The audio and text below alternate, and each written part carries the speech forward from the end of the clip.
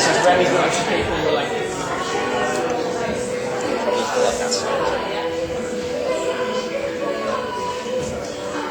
there is somebody sitting in front of you. Yes.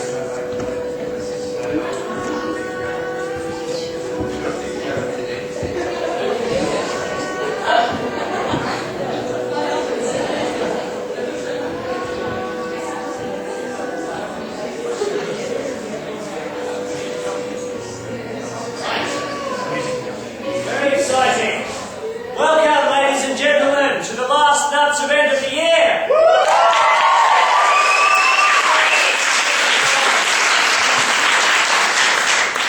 Ignore these guys, they'll start moving in just a moment. I'm going to give you a rundown on how tonight's going to go. So for our events tonight, we've got 3 little performances. The first one is the winner of the script winner of the 2-day play competition, which we held right at the start of the year.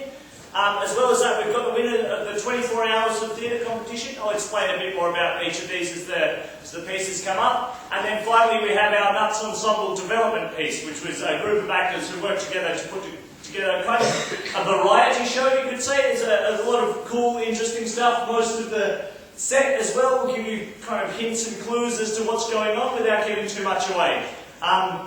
So the 2-day play generator was the first event of this year.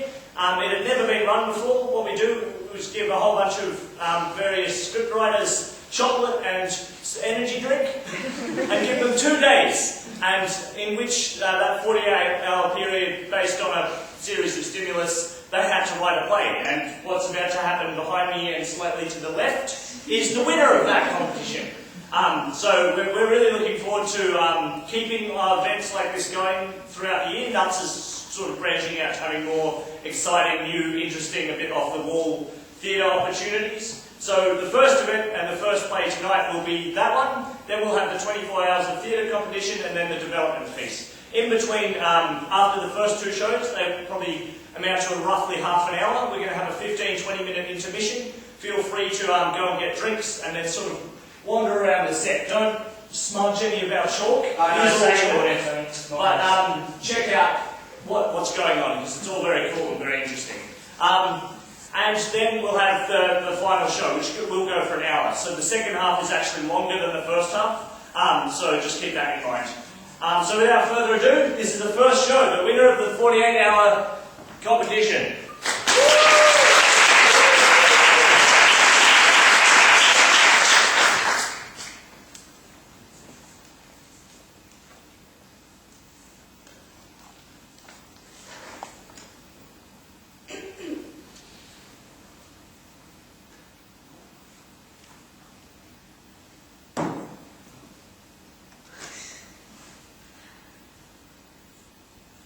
Draw a card, Thomas.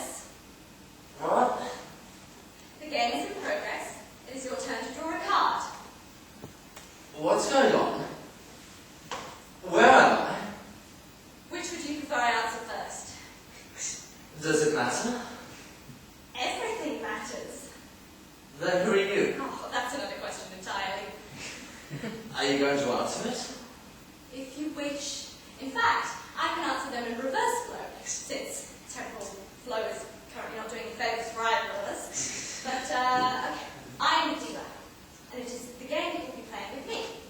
In fact, that answers part of your first question, in that it's the game that you'll be playing with the dealer, a rather artfully specific answer to your frankly ambiguous inquiry. As to where you are somewhere that you've never been before, and will never be again outside the course of this game. Can I leave?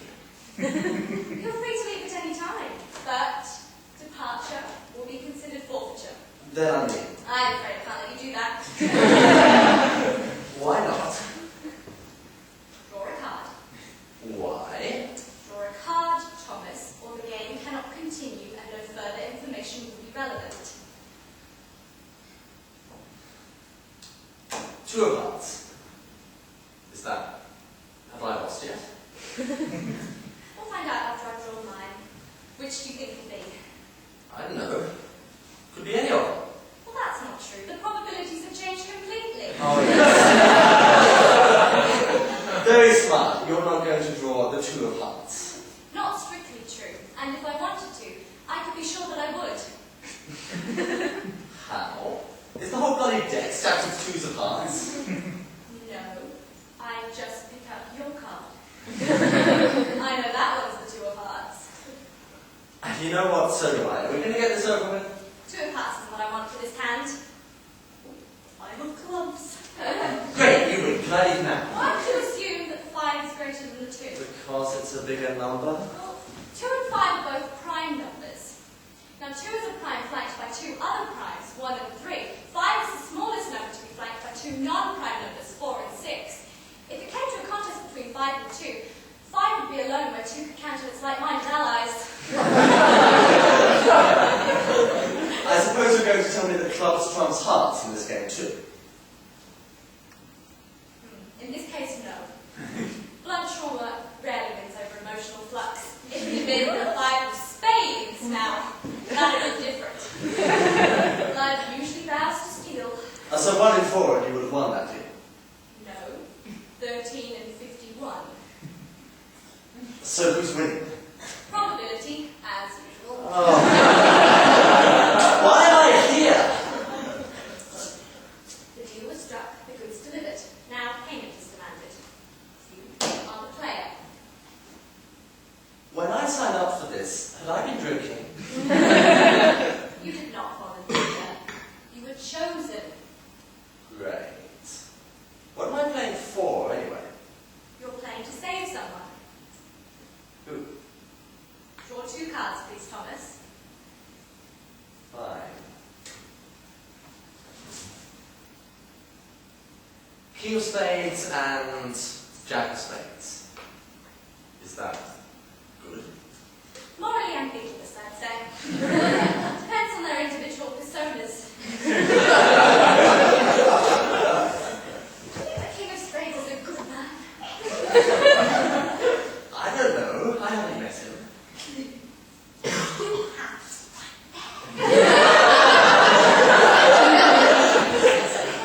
Well, frankly, he looks like a bit of a bastard. Well, in that case, it's probably not so good. Unless the Jack has a strong enough will to rein in his excesses. We'll see. Ace of Hearts. 7 of Spades. And what does that mean? It means that you could well have been right about the king. One of those 2 is a heartless bastard. The question is, which one? Oh well, my question would be, can I use these spades to dig myself out of here? The king and Jack could, I suppose. But with 7 spades between them, how's that going to look? They'd be hard pressed to use more than 1. We've got massive overproduction of spades. Clearly making spades the dominant suit, and that, of course, makes your Jack the right bowler. Oh, well, God forbid he were the left bowler. Indeed, or the wrong bowler. Although it definitely looks like he has the right one, as the Queen is nowhere to be seen, and the King seems none the wiser. So now who's winning?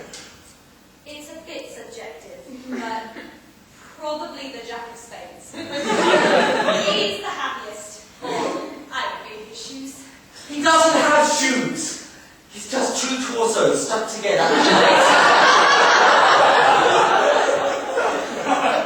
Well, I'd probably be fairly happy wearing that hat. It's a pretty stupid hat.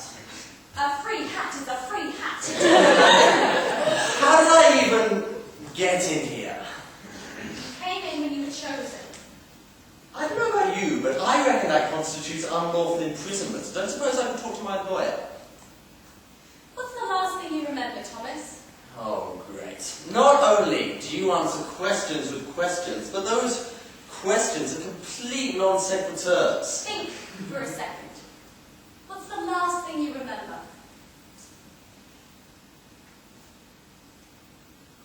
It's just a normal day. I'm on my way to work. Then all the sky is filled with lights. You said I was free to leave. Forfeiture is the only way to leave. I want to forfeit. I'm afraid I can't let you do that.